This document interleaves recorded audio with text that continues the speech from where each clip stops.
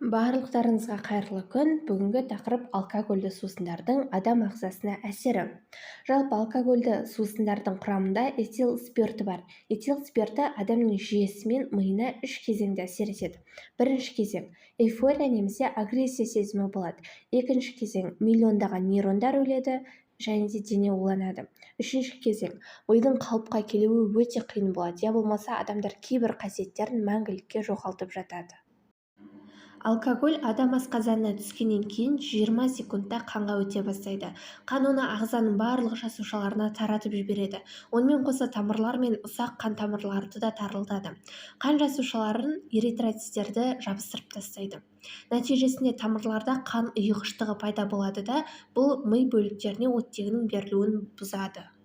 Алкогольдің миға әсері соншалық, оның кейбір бөліктері жай ғана зақымданбайды, пайда болған қан ұйғыштары мидың жеке жасушаларын қоректендіреді, ал олар 7-10 минуттан кейін өледі.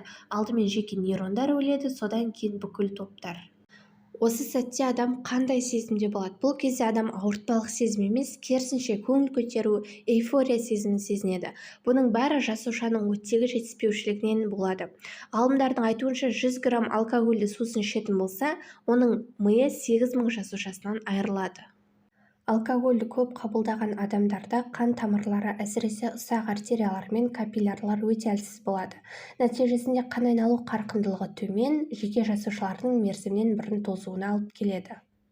Алкогольді сусындарды қабылдаған кезде қозғалыстарды да үйлестіру бұзылады. Теңселіп жүру, бір орында тұра алмау.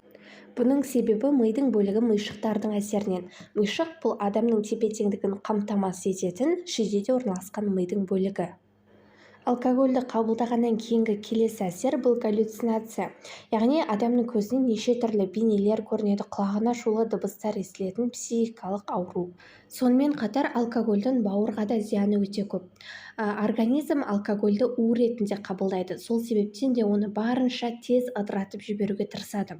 Ал зиянды заттардың көпшілігінің ыдырауы бауырда жүреді, сол себептен де бауырда көптеген аурулар пайда болуы мүмкін.